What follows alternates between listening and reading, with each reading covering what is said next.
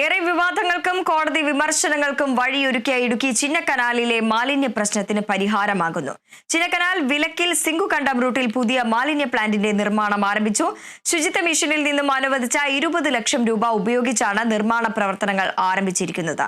Plant നിർമ്മാണം പൂർത്തിയാകുന്നതോടെ ചിന്നക്കനാലിലെ ജൈവ മാലിന്യ പ്രശ്നത്തിന് ശാശ്വത പരിഹാരം കാണാൻ കഴിയും.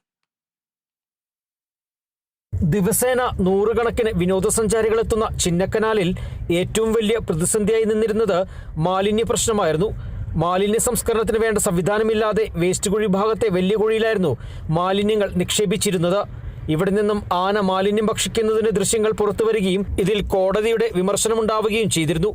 എന്നാൽ പിന്നീട് പഞ്ചായത്ത് മാലിന്യ സംസ്കരണ പദ്ധതിയുമായി രംഗത്തെത്തിയെങ്കിലും സ്ഥലം ലഭിച്ചിരുന്നില്ല. സ്ഥലം വിട്ടു നൽകണമെന്നാവശ്യപ്പെട്ട് പഞ്ചായത്ത് റവന്യൂ വകുപ്പിനെ സമീപിക്കുകയും തുടർന്ന് വിലക്കിൽ ഒരേക്കർ സ്ഥലം പഞ്ചായത്തിന് വിട്ടു നൽകുകയുമായിരുന്നു. നിലവിൽ മറ്റു നടപടികൾ പൂർത്തീകരിച്ച് മാലിന്യ സംസ്കരണ പ്ലാന്റിന്റെ നിർമ്മാണ പ്രവർത്തനങ്ങളും ആരംഭിച്ചു. ഇതിൻ്റെ ആദ്യഘട്ടം എന്നുള്ളതിൽ 20 ലക്ഷം രൂപ മുടക്കി ഇപ്പോൾ പണികൾ തുടങ്ങിയിട്ടുണ്ട്. ഇവിടെ ജൈവമാലിന്യം അജൈവമാലിന്യം തരംതിരിക്കുന്ന രീതിയിലുള്ള പ്ലാന്റാണ് നമ്മൾ നിർമ്മിക്കാൻ പോകുന്നത്. ജൈവമാലിന്യം ഇവിടെ സംസ്കരിക്കാൻ വേണ്ടി, വളമാക്കാൻ വേണ്ടി, ജൈവവളമാക്കാൻ വേണ്ടി ഉള്ളൊരു പ്ലാന്റാണ്. ജൈവമാലിന്യങ്ങൾ സംസ്കരിച്ച് പ്ലാന്റിൽ നിന്നും ജൈവവളം ഉൽപ്പാദിപ്പിച്ച് കർഷകർക്ക് ഉപയോഗിക്കാനും കഴിയും. കൂടാതെ പ്ലാസ്റ്റിക് മാലിന്യങ്ങൾ വേർതിരിച്ചു മാറ്റുന്നതിന് വേണ്ട സംവിധാനം പ്ലാന്റിലുണ്ടാകും.